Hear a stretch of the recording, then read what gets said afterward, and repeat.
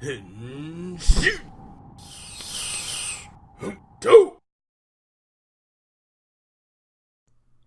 guys, welcome to this episode of the Go Mango Toku Cast. I'm your host, Frozen Stratos. Here with me today we have the Cinder Blaze and Makotoa.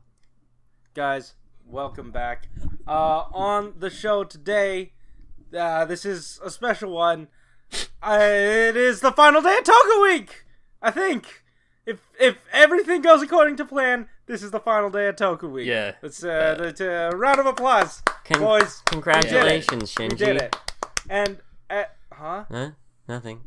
Yeah. As our reward, we are going to be taking a look at easily one of the most compelling episodes of Kyuranger we've had to date, and actually my favorite. Oh yeah. So I want you guys to give us a positive. Give about us this a episode. positive Takeaway. Positive.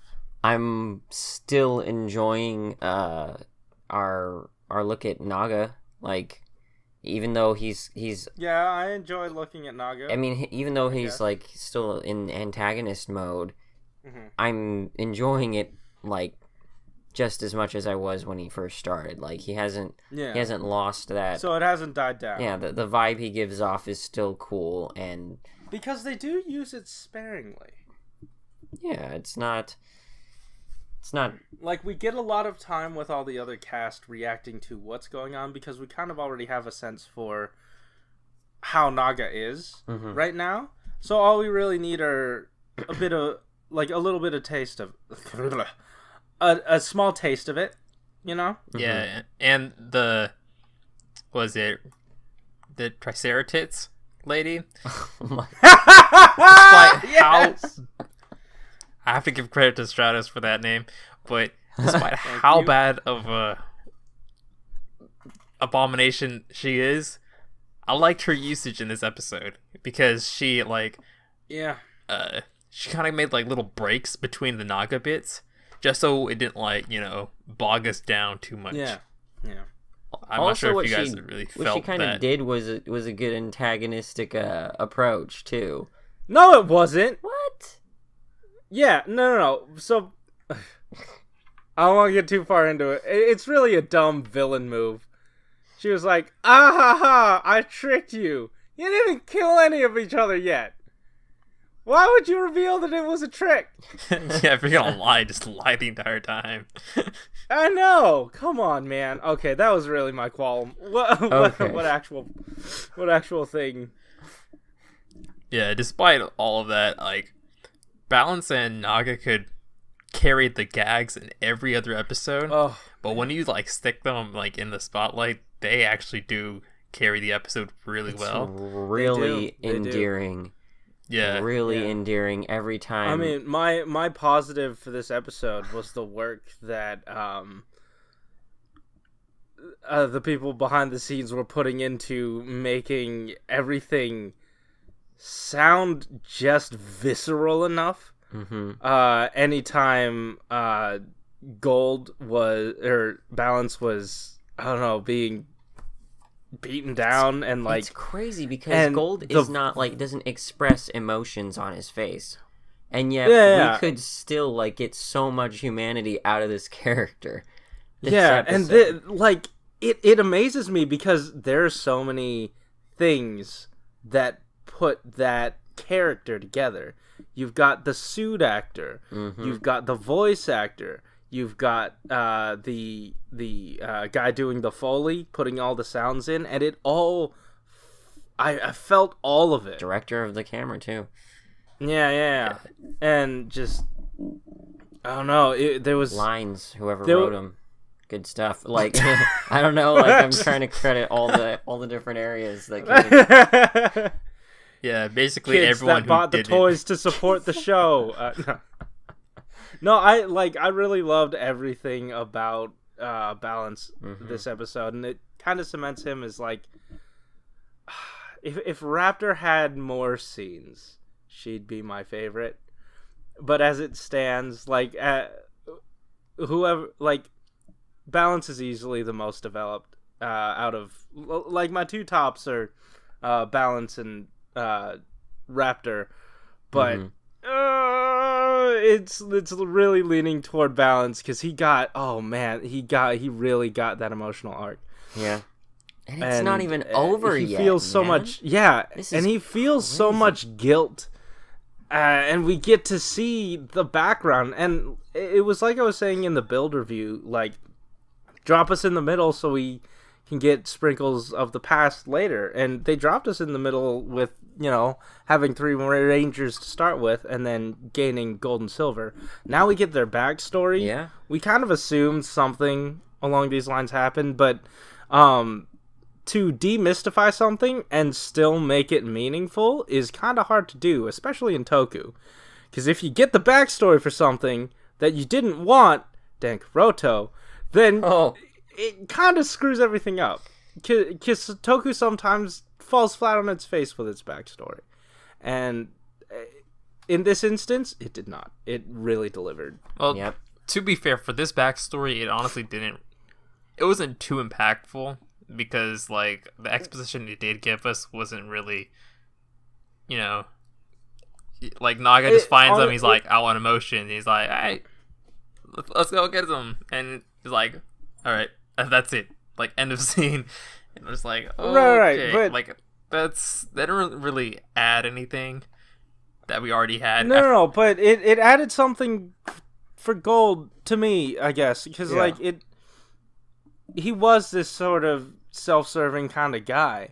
And I really don't know how he's a hero in any other way than, like, oh shoot, they're executing them now, guess I better save them, I guess. Maybe that episode wasn't... he was straight up about to leave Lucky and Silver. Yeah, like, maybe that episode for that part was... I don't know, maybe even the subbers we were, translated it weird, who knows. Because it doesn't... No, but, like... It feels like he's more genuine. Everything around it, right? Because he isn't depicted as... His illegal shenanigans are depicted as fun rather than detrimental. Mm-hmm. But when you're stealing from evil, I guess it's okay. Well, he was stealing from the Naga planet this time. Yeah, no, that time. But I get, like... as it stands now, they've been stealing from Dark Matter most of the time. Mm-hmm. Like, when they were the BN thieves. Yeah. Yeah. Yeah. And, like, when they actually do, or when Balance steals from Naga's planet, it's not like there was someone, like, overly hurt about it, because he's on a planet where no one really shows emotions. So there's, like, no loss really expressed there. How can you have valuables there, then?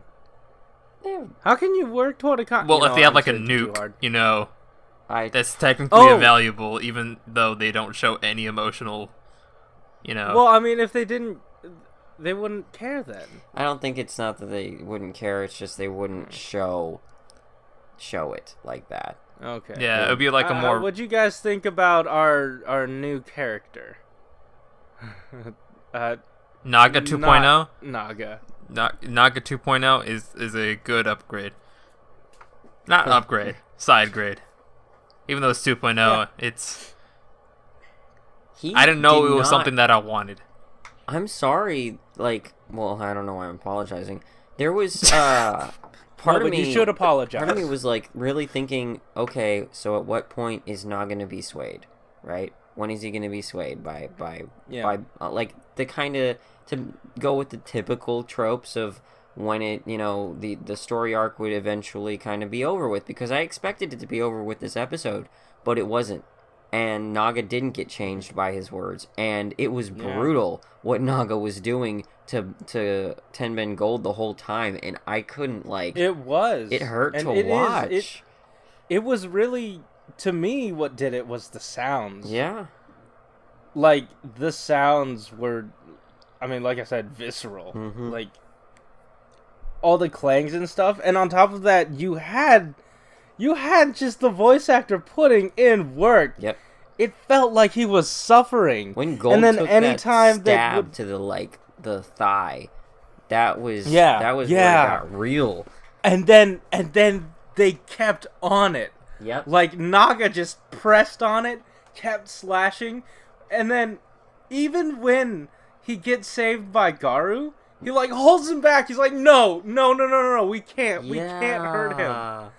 And when they finally weirdly resolved to hurt him anyway, I don't know. I found that kind of weird. He was like, but you won't be taking it alone. The visuals for that scene when the arrows came up and then slowly fell back down, there was something sort of cinematic to it. Mm-hmm. I don't know what it was, but there was something really great about that scene. Even though it didn't really lead to the greatest payoff, it was still incredible to see. Like, I feel like the payoff was like that moment, like when he's like, "We're gonna take this together," you know, like he's trying to show Naga that he's actually with him, because like the reason he was like so pissed and like stabbed him in the thigh in the first place is because he didn't believe that, you know, Balance was actually out there, you know, for him. Like, he's already got the emotions via the villain, and he's enjoying himself, and he's, you know, Balance is all like, all right, it's okay, come with us, we'll show you emotions and stuff like that, and he's like, are you kidding me? It's like, no. It's like, no, I don't think you're taking like what I want that seriously. Like, he really wants to experience these emotions, and you know, it doesn't feel like anyone is actually, you know, thinking about, you know, Naga. They're just like, okay, we gotta like fix what's happening, as opposed to, you know, you know, go. I can't really say like going along really with him because he's kind of killing people, but they don't have time to understand. Yeah, and honestly, the only one who should be in the position is Balance, because he's been his best friend for the entire series. And they did establish that like throughout like all the episodes we've had before, which is kind of why I really like this episode, because there was build up before this payoff right now. So as opposed to, you know, I always give shit to Kyuranger because they always have like the climax without build up beforehand. They actually managed to do it with this one, because you actually care about these characters and their bond with each other, because it's always on display. Yeah, definitely. Yeah. These guys are like easily the best part of the show right now. And the way Naga was like at the end, after he got hit by the attack with 10 Men Gold, like he was flustered. It like, I mean, obviously he got heavily damaged, but I think that shook him. And so we still, in some way, made a little bit of progress into, like, breaking through to Naga through that kind of attack. Because maybe now... And, like... Yeah. And you realize, like, they haven't really, either because they can't or because they won't, they haven't done damage enough to him where he had to demorph. Like, this is the first time he's been pushed out of his suit. Yeah. So that must have done a lot of damage. And I remember you saying during the viewing of the episode, you were like, why do they keep, like, just being, or destroying our robots? Why are they beating up our robots? Now, to be fair, Champ is a robot, and Balance is a mechanical life form. Yeah. There's a difference. So... Yeah. But either way, like, why are our machines breaking down, man? What's up with that? That's mean. That's racist. Are they pushing their anti-robot agenda? No, it's because all of our human characters suck ass. What? Also, Garu does too. I'm sorry, Michael, but like he hasn't been doing anything except that one episode that's fair. Like, where he cross-dresses. When he, I will say, when he you know, is given something to do, he does it to his fullest effect, but he's just not been given anything. Same with Hammy. She's been given more stuff recently, and you shut up. I mean, one is better than none. I'm sorry. But like, I'm kind of imagining, like, not the director, but like, you know, someone like giving each of the characters like their plot or their character development, and it's kind of like in the form of like a shiny like glass like ball, you know, it's like something precious, and you know you got you know, keep it. And for you, like, Hammy, a single grain of sand. Yeah, so So whoever like takes care of that the best kind of like shines, and like Naga and Balance are like polishing it. It looks super nice, and then Lucky's kind of just like rolling it in some mud. I mean, eventually it might get cleaner, but right now it just looks like shit. And then like the second we gave it to Hammy, she just dropped it. And then like we just never looked in that direction again. Just like, you know what, you're gonna suffer this entire series. Oh well. Yep. Sorry, I can't trust Hammy with any character development. Because like, and I feel like this works to the benefit of Kyuranger is that like, I feel like I said this earlier. Half the team are seasoned actors, and technically you don't know it, but like, oh, I went to Japan World Heroes recently and learned a bit about the production side of things, and they said for the stunt team they make sure to hire people that can do action like stunts and acting, so that it creates it lessens the dissonance between stunt actor, suit actor, and actor. Yeah, then we saw a lot in this episode because of the cohesion needed for Balance in particular was just like up there. Exactly. So, pulling that all together, you have the seasoned suit actor and the seasoned voice actor, and you're pitting those, those like well-made, well-seasoned individuals against, these newbies. Hammy, Lucky, Spada's doing pretty good for himself. Yeah. Ho-Oh Soldier is, he's been in the industry a bit. Kotaro is for some reason killing it. And then Stinger's always about to cry. It's kind of like rubbing it in everyone else's faces. It's just like, look at how much of a better character I am than you guys. And it's like, yeah, I get it, kid. I don't know where all of this hate is coming from. I feel so bad for your little brother. Like, Garu's doing what Garu does, and I'm fine with that because he does an impressive job in suit.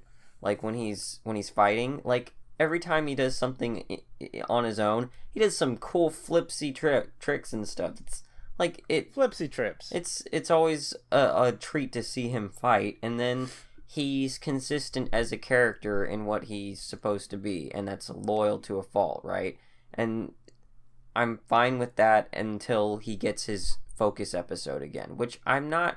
I'm confident he's going to get something again in the foreseeable future because it seems like they're taking a lot of care to give a good portion of time to each character individually to some degree. So except Hammy. Hammy got the except Hammy.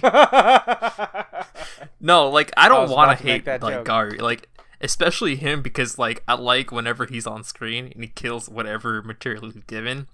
It's just he's fun. Like I'm gonna bring this back to like the current episode.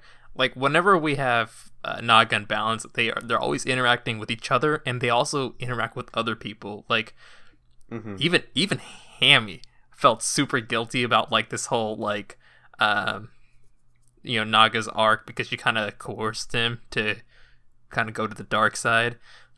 But think for yourself. Yeah, for characters like Garu, like the only attachment he has to the team is to Lucky, and that only happened like the first episode and like probably one after that for a little bit. He had some Balance interaction during one episode, but I guess oh yeah he teamed up with Balance. Yeah, and then like Kotaro is kind of like leeching onto Lucky, so like whenever like Lucky and Stinger and Champ in a way because they form like a they've got their like little trio going between those three, so that's cool. Yeah. Oh, the two partners with their little boy.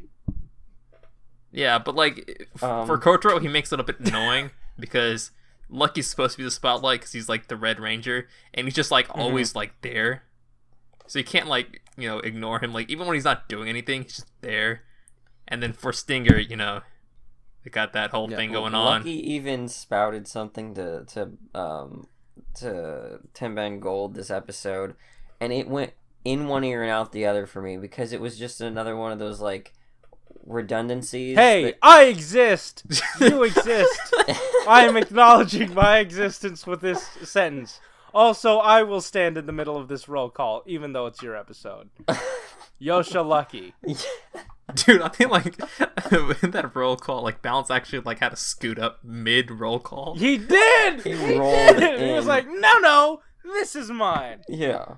Now let's test your emotions. Yeah, and I kind of felt bad for Garu because he went right in front of him, and like from the villain's perspective, he just kind of completely covers him up. And I was like, "Damn, that's a dick Garu's move." always kind of been like a little bit in front but crouching, so that's kind of his spot. Yeah, but then he goes and crouches in front of him. No, I'm in front. No, I'm in front. So I want to kind of switch gears and turn back the clock as we move into the past with our A team, B team. I don't know which one's A and which one's B. We got a little chart that was nice. We did get a little chart at the beginning. We had a friend who hadn't watched the past few episodes, and it served as a pretty good recap.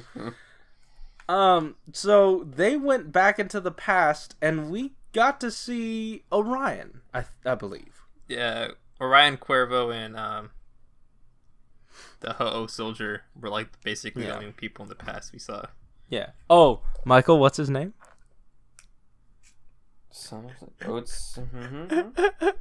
Alex, what's his name? Ho-Oh soldier. So that's right. Yeah. So it was really nice to see that there are possibly some ramifications that they are diving into for this plot. I'm very surprised on, like, I'm surprised how they're going to be able to handle it. And it's so clever that, like, oh shoot, we found the wreckage of the ship. Right? It's scary implications, honestly. It does. It's scary implications. And in order to get them back, I don't mind a bit of Toku mush in between, but this is really cool narratively speaking. Because Toku doesn't always have the best way of getting it on screen, you know? They just have to get it on screen however they can, just due to production. I absolutely adore how we are having a character arc going at the same time as plot progression, and they're kind of like conflicting. And it's like giving this tension that, like, shoot, we need to wrap up this Naga thing because people are dying or something. Yeah, straight up. And our team's dying, and people are dying because of Naga. Yeah. Yeah. And, like, it's kind of clever. Like, they're probably going to find the wreckage, and they're like, oh, shoot, we got to go back in time. Let's use the technology that's in this wreckage. Oh, my goodness. That they had back then from the future, technically. How's that gonna work? Use that, go back in time, and then try to save the day from there. They're not going to have Naga with them. They're going to have a truncated team, it looks like, because some of them are missing in the trailer for the next episode. This is really interesting. Exciting. This is really interesting. Alex, you brought up that it feels like we're back in 2013 when we had Gaim and Kyuranger going on at the same time. It really feels like that because, like, Kyuranger is ramping up and build is just so good. It's just starting, and I don't know, man. This is a great time. This is a great time to be a Tokusatsu fan. It's looking fun. I don't know what it was about the appearance of Orion, but it gave this sense of, like, that moment in Planet leaving things incomplete. Yeah. Felt different to me. I haven't felt that from Sentai in a while. Like, usually if they leave something incomplete, you can project how long it's gonna last. Mm-hmm. But now, I don't know. Yeah. And it's wonderful not knowing. Yeah. It is so wonderful. Yeah, they shrouded him with, like, enough mystery that we can't really tell, like, whose side he's on and like what his motivations actually are, because the only like glimpse we had of characters back then was like Cuervo, I guess, and then everything on Orion was based off of like what that one chick said, and everything that came out of her mouth was kind of like bullshit anyways, so that didn't really help. But she's your final hope.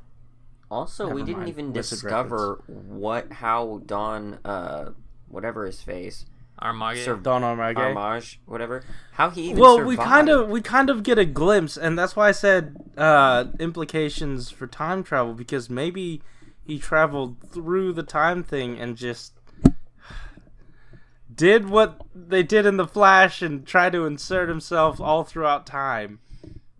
I don't know if they're gonna try something that complex. Maybe not, but like he definitely traveled through. A dark energy traveled through the time stream somehow. Yeah, and that didn't even look like the real Don Armage because it wasn't like a suit. So that's why I'm kind of skeptical if they like even beat him in the first Wizard place. of Oz, right? It was still that. Well, it was his dark fart breaking into the time stream. Yeah, so You got a little peeps when you toot toot, you know? No. You got a little fart when you're time streaming? Yeah. I get the feel. It's confusing, but I'm totally fine with that because it makes it more fun and it's more of a mystery that we aren't able to just predict like a lot of Toku. And I feel like I feel like I can trust this show not to do me wrong just yet. Maybe in the finale, but not just yet. All right. Yeah. Like, it'll be a fun ride. Yeah. Nope. Oh. Also, for now, I'm glad that time travel didn't solve anything, because the second that starts helping, it's going to be a problem, because they can just do it again. And oh, man, Dino Charge. Yeah, that's about it. Yeah. So, are we good here? Have you guys got everything off your chest? Oh, what's that on there? Okay, now that's off my chest. Yeah. Are you guys done? Are you guys good? I'm good. Yeah. Yeah. All right, cool. So, guys, I feel like that just about does it. So, if you like this episode, hit that like button. If you want to comment down below and tell us what you thought about the episode, go ahead and go on and do so. Hit that subscribe button if you want to hear more from us each week. We have reached the end of Toku Week, and we have moved into Toku-tember. And if you don't know what that is, it's this new hashtag. What? It's this new hashtag going around for this month. It has been declared by Tokusatsu fans that it is Toku-tember. So what you got to do is you got to put out some, I think it's more art stuff, more drawing of Tokusatsu into the world. Inject the internet with your Tokusatsu, and participate, have fun, do all that stuff. I will definitely be at least putting some stuff out. So go on into those links in the description down below to check out what we've got going on. Also, there's a Discord chat down there, and click it. Anyways, guys, thanks for listening. See ya. Bye. Later.